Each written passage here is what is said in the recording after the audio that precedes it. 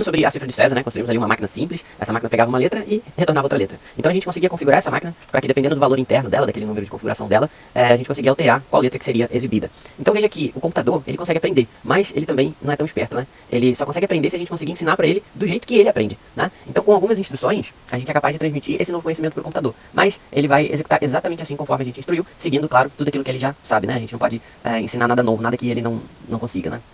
A gente precisa utilizar a linguagem que ele utiliza, né, pra gente conseguir ensinar coisas pra ele. Mesmo até aqueles programas de inteligência artificial, foi alguém que ensinou o computador a aprender, porque sozinho ele não aprende nada. Então alguém teve que ensinar ele a aprender para depois que ele conseguisse, de fato, aprender, né, por assim dizer, ele seria capaz então de utilizar esse conhecimento que ele aprendeu sozinho. Veja assim que mesmo nesse caso, ainda se faz necessário que alguém ensine o computador. Alguém precisa programar esse computador, dar instruções precisas para ele funcionar corretamente. Então como é que a gente faz para ensinar o computador?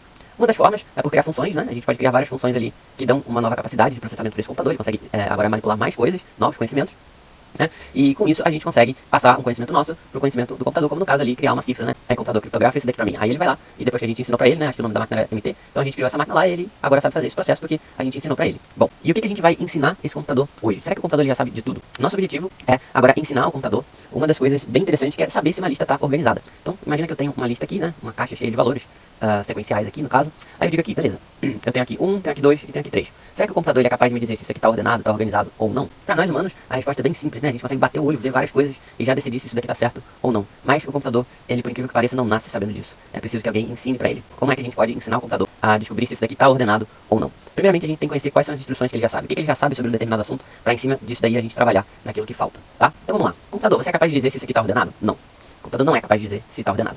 Bom, você sabe ordenar essa lista aqui? Bom, também não, né? Se ele não sabe o que é ordenar, ele também não sabe. Se ele não sabe se está ordenado, ele também não vai conseguir ordenar. Tá bom, você consegue ver um número, né? Os números que estão aqui dentro. Ah, beleza, o número eu consigo ver, tranquilo.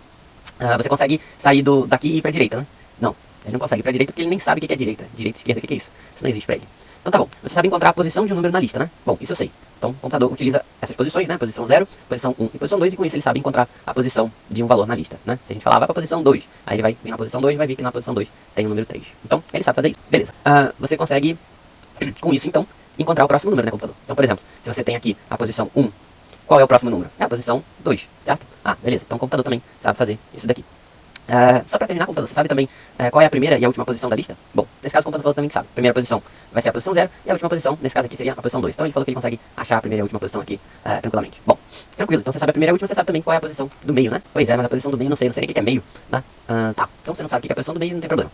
Beleza, acho que com isso a gente já consegue trabalhar, já dá para poder ensinar o computador então a saber se essa lista está ordenada ou não. Então, vamos pegar o seguinte. Essa lista aqui, vamos pegar 3 listas de exemplo. Essa primeira aqui, que vai ser a nossa lista criando na linha 2, não tem problema. Essa lista aqui vai ser 1, 2 e 3, certo? Eu vou criar outra lista aqui, um pouquinho maior, que é essa lista aqui. Essa lista aqui vai ter alguns valores, né? Vai ter o valor 5, depois 7, depois 1, depois 3 e por final 8. Tá? Vamos ensinar o computador a saber se essa lista está ordenada ou não. Então, essa lista aqui, o computador, como é que funciona? Você tem as suas posições internas, né? Então, se você tem a posição 0 aqui, você tem a posição 1, você tem a posição 2. Nessa lista de baixo você teria a posição 0, a posição 1, a posição 2, a posição 3 e a posição 4.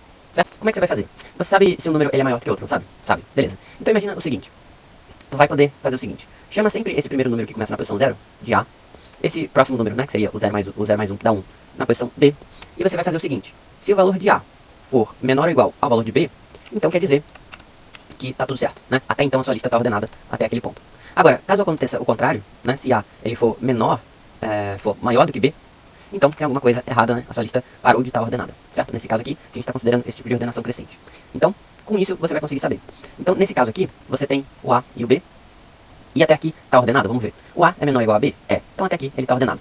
Cheguei nesse ponto, o que você vai fazer? Você vai repetir esse processo até que o B esteja na última posição. Então, você vai fazer esse mesmo processo até que o B, né? Vou botar aqui, até que o B esteja na última posição. Última posição. Beleza. Tá lindo aqui. Então, vamos verificar novamente. Eu tenho o A e o B. A é menor do que B? É. Então o que eu faço? Ando todo mundo pra frente, né? Fui pra cá. E agora eu tenho novamente essa verificação. O A é menor do que o B? É. Então, cheguei o B na última posição. Então eu posso concluir que essa minha lista aqui, ela está ordenada, certo? Se eu fizesse aqui, eu poderia até botar um certinho aqui, ó. Lista tá ordenada. Beleza. Vamos com esse mesmo raciocínio agora pra lista de número 2, né? Essa lista que tá logo abaixo aqui. Agora, a gente vai repetir o mesmo processo. Eu tenho aqui o A, eu tenho aqui o B.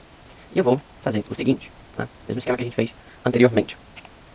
O A é menor do que o B? Nesse caso, sim, né? O 5 é menor do que o 7. Então posso dizer que até esse ponto aqui a minha lista está ordenada. Passo para a próxima.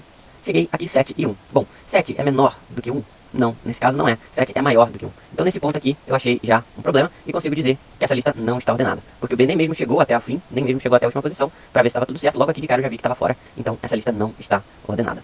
Beleza. Então a partir desse momento a gente conseguiu entender como funciona essa máquina que é capaz de me dizer se algo está ordenado. Então eu vou chamar essa máquina aqui de ORD, né? Essa máquina aqui é uma máquina que recebe uma lista qualquer de valores, né? Se eu fosse definir ela, eu poderia definir mais ou menos assim, né? Uma lista que recebe qualquer valor.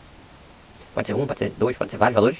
E ela me retorna, depois dentro do processamento dela aqui, se esse valor está ordenado ou não, né? Ela poderia me retornar 1 ou 0, né? Querendo dizer que 1 significa, então, que está tudo bem, né? E 0 quer dizer que está tudo mal, né? Não está ordenado.